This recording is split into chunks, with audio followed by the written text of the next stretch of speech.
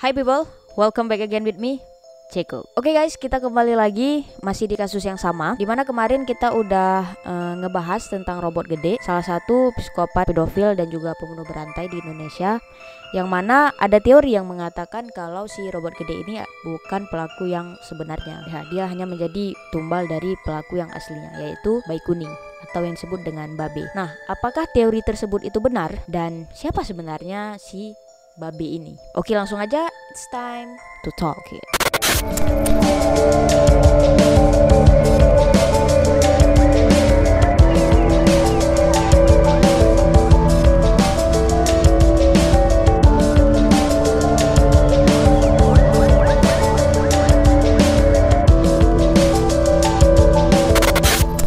Oke, sebelum kita masuk ke pembahasan ke teori kalau si robot ini adalah korban salah tangkap, kita bahas dulu siapa Bayi Kuni ini yang dikatakan adalah pembunuh sebenarnya. Bayi Kuni atau yang biasa dipanggil dengan Babe adalah seorang pedofil, pemerkosa dan juga pembunuh berantai yang dilakukan pada anak laki-laki jalanan yang masih di bawah umur. Jadi di sini ya udah sama ya kejahatannya itu seperti robot gede. Ia lahir pada tahun 1961 di Magelang, Jawa Tengah, Indonesia. Bayi Kuni lahir dari latar belakang keluarga yang bisa terbilang cukup kekurangan lah ya dalam hal materi. Karena keluarganya ini hanya seorang petani dan masa kecilnya itu juga bisa dibilang kurang bahagia ya si Babe ini. Di lingkungannya itu saat dia kecil, si Babe ini itu sering sekali dibully oleh teman-temannya dan orang tuanya itu juga sangat keras sama dia. Nah, dan di sekolah pun si Bayi Kuni ini dia sering gak naik kelas. Jadi waktu itu umurnya udah 12 tahun yang seharusnya dia udah kelas 6 SD. Nah, pada saat itu dia masih kelas 3 SD.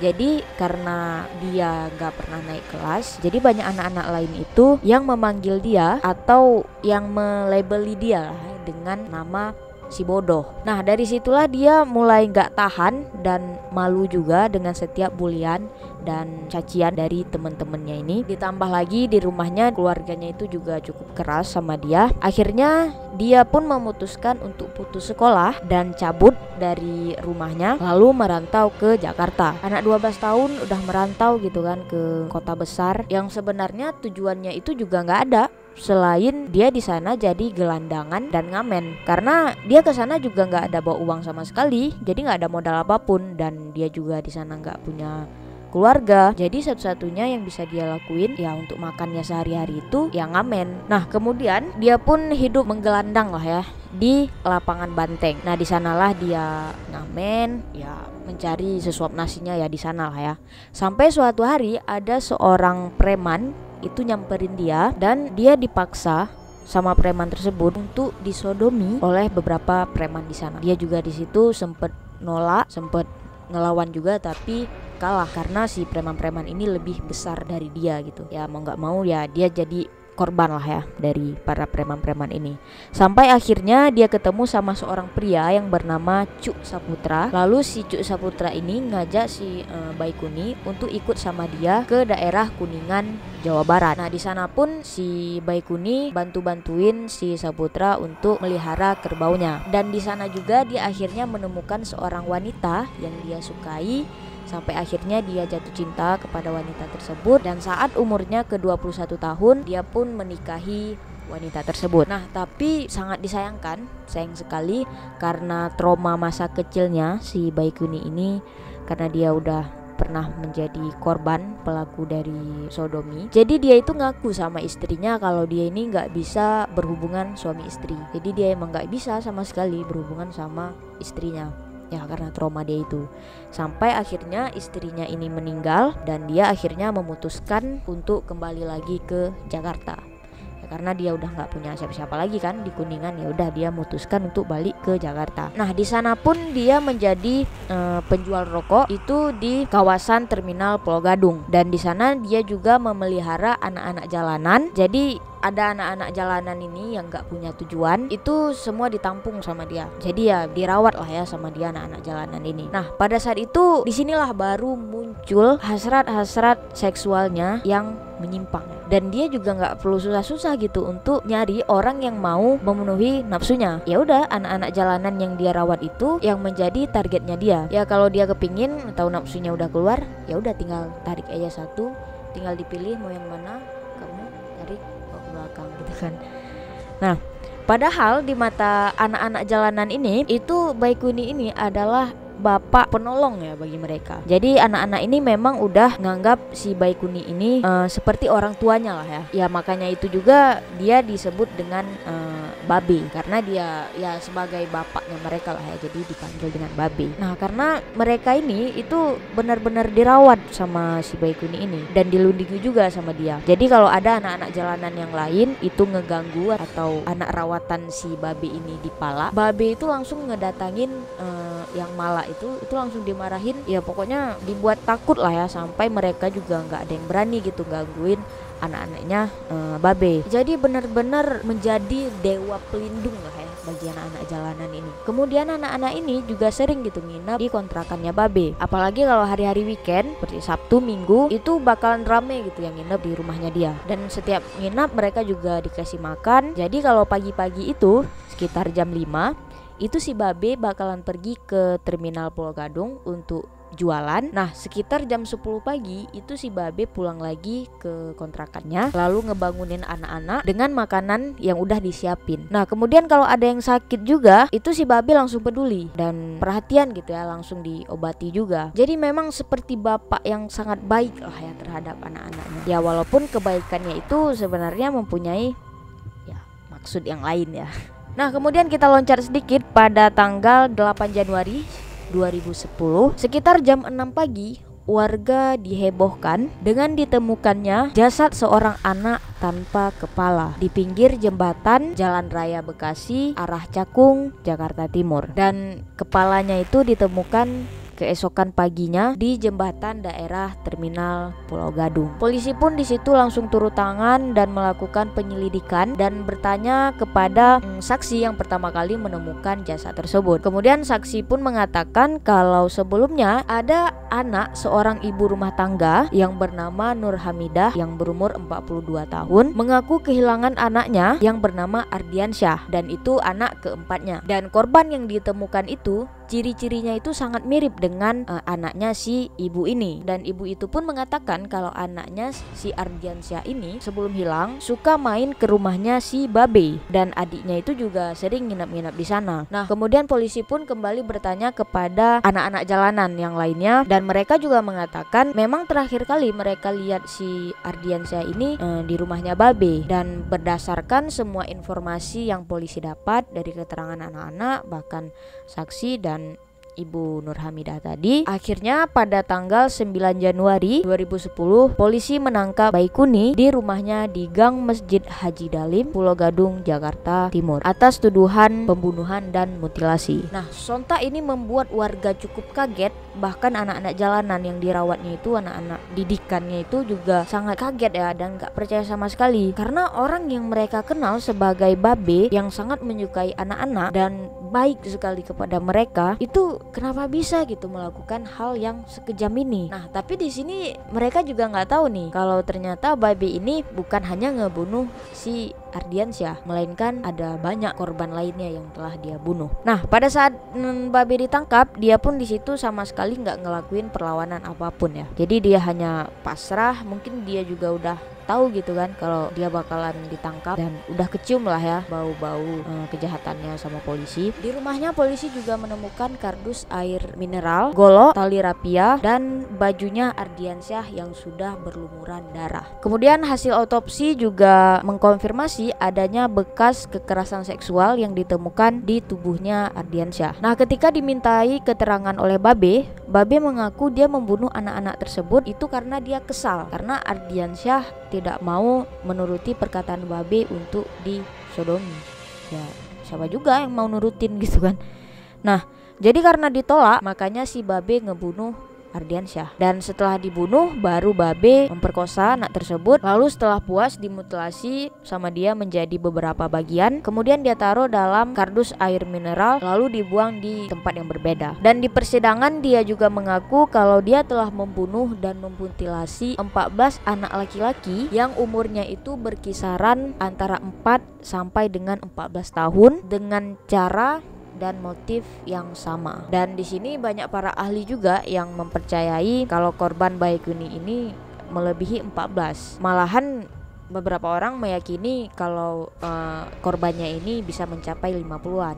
Karena melihat dia sudah melakukan aksinya ini semenjak tahun 1993 dan di tahun 2010 dia baru ketangkap. Jadi ya cukup lama dia sudah melakukan aksinya ya. Jadi banyak orang yang gak percaya kalau 14, pasti lebih banyak gitu kan. Nah, kita balik lagi ke teori ya guys. Nah, di sini kita baru bahas teori. Kalau kita lihat nih, kasus si Babe ini cukup mirip ya dengan kasusnya robot gede. Dari motifnya, pola pembunuhannya itu sama semua. Yang membedakannya itu cuma kalau Babe ini ngemutilasi aja, sedangkan si robot itu disayat perutnya lalu dijilat gitu kan. Kalau Babe nggak tanpa jilatan gitu. Nah, ini sebenarnya yang membuat orang-orang itu pada curiga. Apakah selama ini Baikuni ini adalah pelaku yang sebenarnya, sedangkan robot hanya korban tumbal dari Baikuni. Dan teori-teori yang beredar ini itu diperkuat dengan yang pertama, Babe merupakan satu-satunya saksi yang paling memberatkan robot gede saat di persidangan. Ingat ya, di part pertama si Baikuni itu datang ke persidangan dengan menggunakan nama Sunarto. Dan diketahui juga dia pernah menggunakan nama Agus ketika dia di Kuningan. Dan pada saat robot gede melihat Sunarto yang alias Babe ini, dia itu tiba-tiba langsung hormat gitu sama si Babe ini. Jadi dia seperti menunjukkan sikap hormat, segan sekaligus seperti manja gitu sama si Babe ini. Cuman di sini awalnya pengacara si robot yang nggak ambil pusing ya, karena melihat si robot ini juga seorang homoseksual dan ya mungkin mereka memang kenal gitu kan. Dan Babe juga di situ di persidangan dia mengaku sebagai pedagang baju bekas di Pasar Jiung, Kemayoran, Jakarta Pusat. Nah, kemudian dia juga mengatakan kepada hakim bahwa ia melihat robot melakukan aksi brutalnya itu di dekat bekas Bandara Udara Kemayoran sekitar pukul 1 malam. Nah, ketika si Baikuni ini ditangkap, hal ini membuat pandangan orang, terutama pengacaranya robot, itu langsung berubah terhadap robot gede. Jadi pengacaranya robot gede ini menaruh curiga gitu kan kepada si Baikuni, karena banyak orang yang berpikir ini orang yang bersikeras di persidangan yang mengatakan kalau robot adalah pelaku pembunuhan berantai, ternyata dia juga melakukan hal yang sama seperti si robot. Ditambah lagi melihat tampangnya si robot ini gak ada sama sekali tampang pembunuhnya, jadi orang semakin ragu gitu. Dan kenapa juga gitu kan si Baikuni ini menggunakan nama samaran dan mengaku-ngaku sebagai pedagang baju bekas, padahal dia hanya pedagang rokok di Terminal Pulau Gadung. Nah, itu faktor pertama yang memperkuat teori tersebut. Nah, faktor yang kedua, pengacara robot mengatakan walaupun pada saat itu robot sudah mengakui kalau dia adalah pembunuhnya, tapi keterangannya itu bisa dibilang diragukan karena pengacara robot menganggap robot ini juga mengalami masalah kejiwaan. Pengacara robot juga mengatakan ketika si robot kecil dia ini kalau sudah marah itu ya membakar kasur dan bantal lalu dibuang ke sungai. Kemudian waktu kecil robot gede ini sama teman-temannya itu memang suka dipanggil gila, dan dia juga sering dipaksa oleh teman-temannya itu melakukan tindakan tak senonoh. Lalu si robot di situ dia ya cuman ketawa. Jadi seperti nggak kejadian apapun dan nggak ada merasa bersalah juga. Udah digituin sama teman-temannya gitu kan. Nah, di sini pengacara robot semakin yakin kalau robot ini memang mengalami masalah kejiwaan. Nah, kemudian ketika pengacara robot meminta untuk robot ini dites kejiwaannya, itu juga nggak pernah digubris oleh pihak pengadilan gitu kan. Dan yang ketiga, ada korban Babe yang mempunyai identitas yang sama juga seperti korbannya robot gede. Dan kemudian diketahui memang si Babe ini mengenal robot gede itu di jalanan, tapi mereka hanya sebatas temen di jalanan aja. Jadi nggak akrab gitu ya, ya cuman saling kenal karena mereka sama-sama di jalanan gitu. Nah, tapi sayang sekali semua tuduhan itu ditolak oleh kuasa hukumnya Babe. Dia juga mengatakan, kuasa hukum Babe juga mengatakan kalau Babe nggak pernah menghadiri persidangan tersebut. Sedangkan pengacara Robot di sini sangat yakin betul kalau pada saat itu dia melihat Babe karena dia sangat ingat gitu wajahnya si Babe ini. Dan kemudian Kabid Humas Polda Metro Jaya, dia sangat bersikukuh apabila Babe dan Robot ini sama sekali nggak ada keterkaitannya. Jadi mereka ini adalah kasus yang berbeda. Jadi ya tolong gitu jangan kait-kaitkan karena ini memang beda. Karena dia sangat yakin melihat dari data-data ataupun bukti yang didapat di TKP itu semua memang mengarah ke robot gede. Seperti ditemukannya sperma, sidik jari, pisau cutter, itu memang semuanya mengarah ke robot gede. Ditambah lagi adanya keterangan saksi yang melihat para korban itu selalu bersama robot gede. Jadi memang selalu dibawa sama robot gede. Kemudian robot juga menyebutkan tempat kejadian dia memperkosa dan membunuh anak tersebut. Dan setelah dicek, ya ternyata benar ada tempatnya gitu. Ya memang di situ gitu tempatnya, sama seperti yang dia sebutkan. Dan akhirnya kasusnya pun ditutup. Pihak kepolisian tetap mengambil kesimpulan kalau ini adalah kasus yang berbeda, cuma motif dan pola pembunuhannya aja yang sama. Tapi mereka berdua tetap pembunuh berantai. Dan akhirnya Baikuni pun dijatuhkan hukuman seumur hidup pada tanggal 6 Oktober 2010. Ya, bagaimana menurut kalian guys? Apakah teori tersebut benar kalau robot gede adalah korban salah tangkap, atau itu hanya teori yang dibuat-buat agar makin memberatkan Baikuni, atau ya memang kebetulan aja sama? Ya, tulis pendapat kalian di bawah, oke? Kita diskusiin sama-sama tentang kasusnya ini.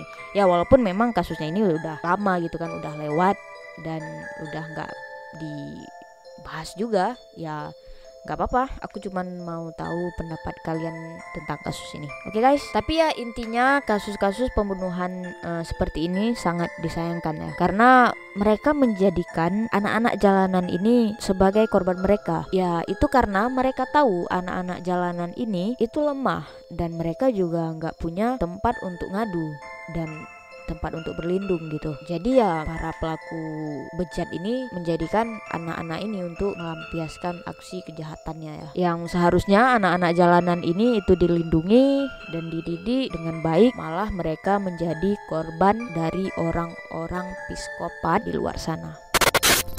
Oke guys, sampai di sini dulu kasus kita pada malam ini. Ternyata Indonesia juga nggak kalah gilanya ya, kejamnya gitu kan orang-orangnya dari negara-negara lainnya. Ya semoga aja kasus-kasus seperti ini di Indonesia itu udah nggak ada lagi lah ya. Sebenarnya di Indonesia nggak mereka berdua aja gitu pembunuh berantai yang ya bisa terbilang cukup kejam lah ya. Tapi masih ada gitu banyak pembunuh berantai yang lainnya lagi yang dari Indonesia, seperti Ahmad Suraji atau Dukun AS yang udah pernah kita bahas di video sebelumnya. Dan ada juga Rian Jombang yang kasusnya itu sebenarnya cukup menarik juga nih, kasusnya Rian Jombang ini. Kalau kalian penasaran tentang kasusnya Rian Jombang ini, kalian boleh komen di bawah kalau kalian mau aku bahas tentang kasusnya Rian Jombang ini. Kita bakal bahas minggu depan atau ya request. Oke, sampai di sini dulu video kita malam ini. Jangan lupa like, comment, share, dan subscribe. Sampai jumpa minggu depan. Aku Jacob.